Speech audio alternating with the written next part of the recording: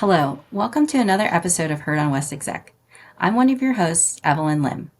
Whether you've been following along with this podcast from the very beginning or just happened upon us today, I'd like to say thanks for being here. Heard on West Exec was created as part of American Cornerstone Institute's Executive Branch for America program. American Cornerstone was started by Dr. Ben Carson, a world-renowned neurosurgeon and former secretary of the Department of Housing and Urban Development. Many of us at American Cornerstone served with Dr. Carson in the federal government. We saw the need for a deeper understanding of how the executive branch works, and thus Executive Branch for America was born. The federal government is the largest employer in the United States, and it's one of the largest employers in the world. From the times of our first president, George Washington, to now, it has grown into a behemoth that our founding fathers probably never would have imagined. So how does this winding maze of government work? How does the government think of and execute on policy and programs? How does one get a job with the federal government? And once you're there, what do you do? Heard on West Exec tries to answer those questions by interviewing people who were there, giving you firsthand information on what it's like to be on the ground doing the hard work. We like to talk about the nuts and bolts of working in the federal government and how you navigate the maze that is the interagency. You may have come across this podcast from Dr. Carson's podcast, Common Sense. Well, how do you inject more common sense into our government workings? That's what we're here to answer. The Executive Branch for America program can be found at executivebranchforamerica.org. There you'll find free lessons, a certification program, and more interviews from our Learn from the Experts series.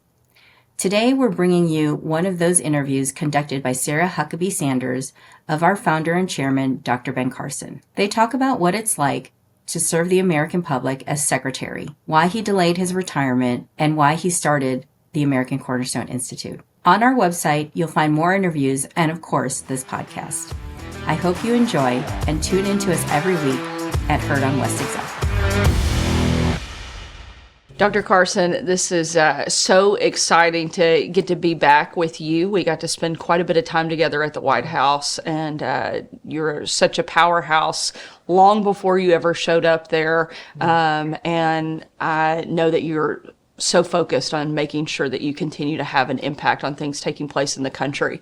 And one of the things that you've done through continuing your legacy and continuing to help people across the country is through your new organization, American Cornerstone Institute. Can you tell us a little bit about what that is and what you're doing and trying to accomplish through that? Well, after the 2020 election, I said, finally, I can retire.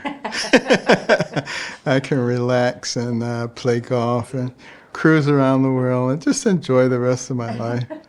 But it wasn't many weeks after the election that I was able to see that we were going to be heading off in a very difficult direction in this country. And I wouldn't be able to enjoy myself on the golf course anyway if I saw the country going off the cliff. So several wonderful people at HUD joined with me to form American Cornerstone Institute, which is a think tank / do tank. We don't just think and write white papers, we actually do stuff. It's a new concept for Washington, D.C. Exactly. And we focus on the cornerstone principles that made America into a great nation.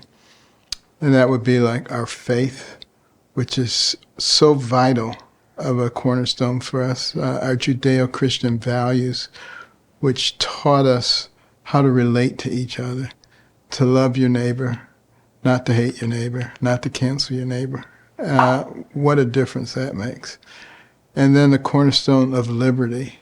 I mean, America was the beacon of liberty. It was the city on the hill, the place that everybody who was oppressed in the world looked to America.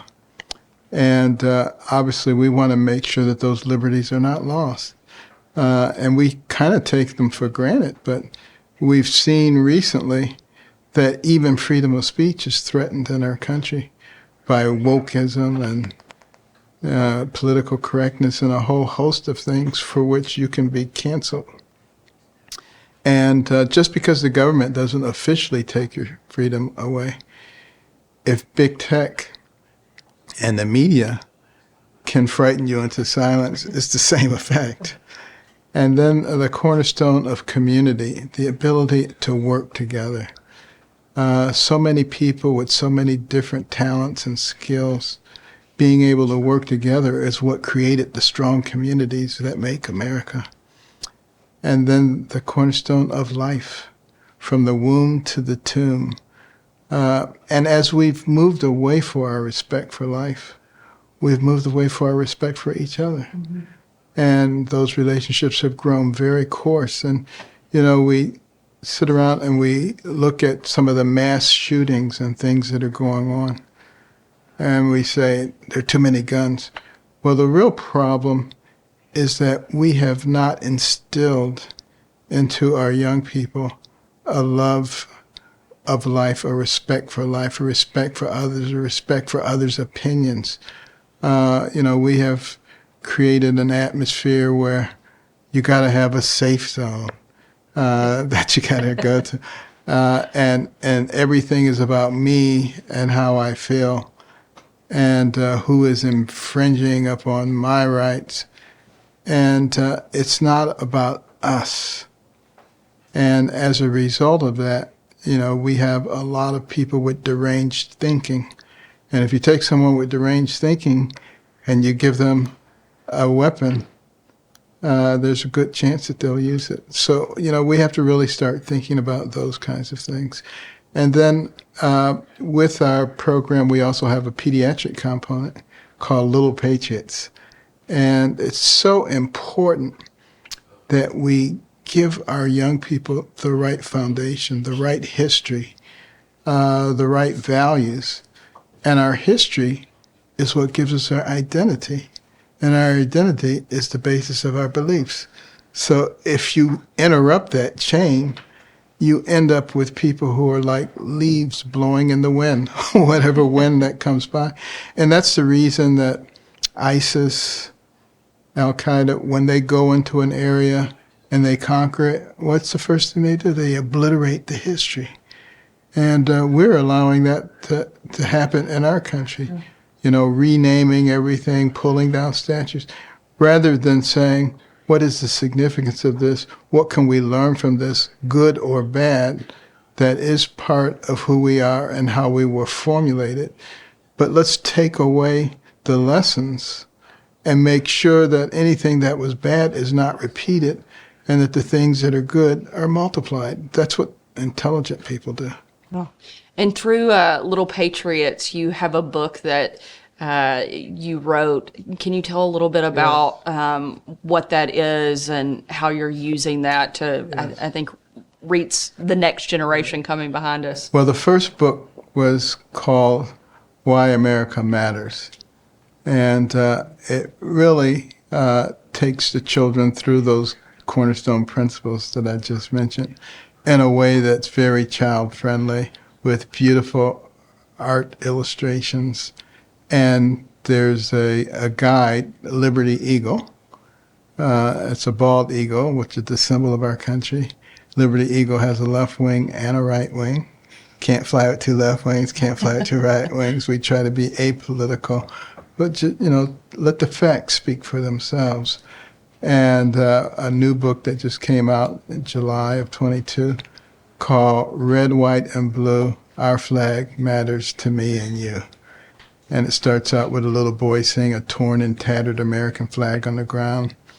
And Liberty Eagle comes along and explains to him why we should honor that flag, what the red, white, and blue stand for, what the stars and the stripes stand for, about the people who have fought so that we could have freedom and prosperity in our country. And, by the end of that book, you don't want that flag laying torn and tattered on the ground. You want to honor those people who have stood for that flag throughout the millennia.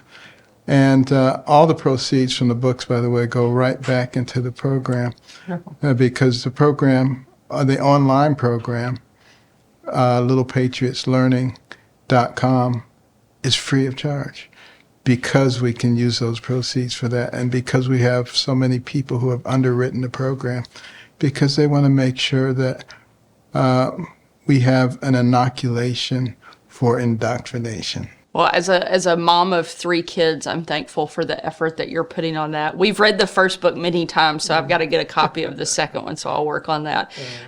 Certainly, I know I'm glad that you decided to go down the more difficult path and not retire and play lots of golf because of the difference that you're making.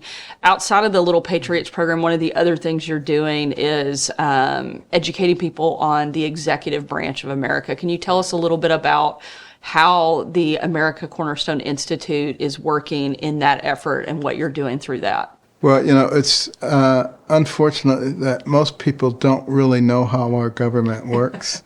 They don't know the intricacies of it. And we want to expose that to people because we want young people and people who maybe are thinking about a change in direction in their lives. We want them to get involved with government. There's so many people who say, it's so slimy, it's so rotten, I don't want to get in there and be attacked and have my family And those harmed. things are true. They are, there's no question. But if all the good people stay out, then what's left?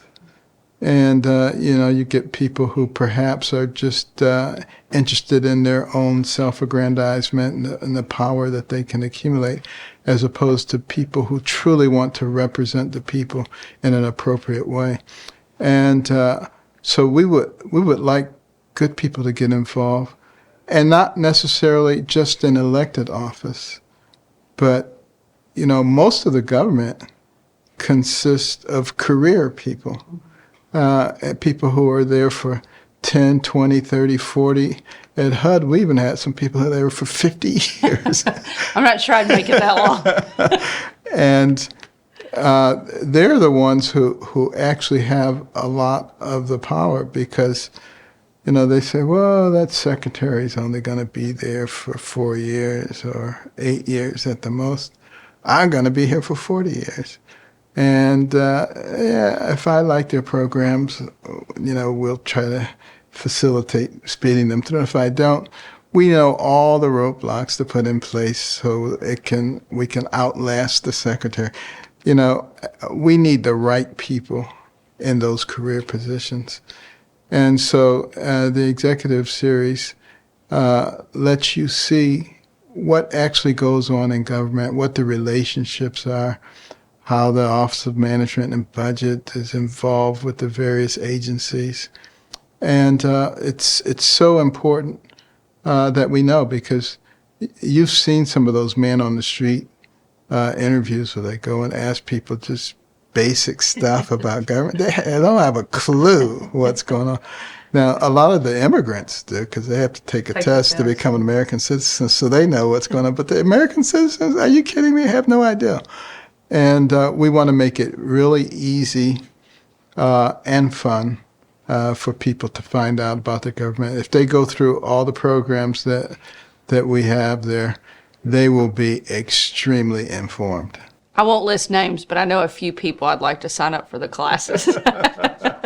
Thank you so much, Dr. Carson. Really appreciate the opportunity to get to be part of this and hear more about all of your experience and so many other people that we work with. Well, thank you very much.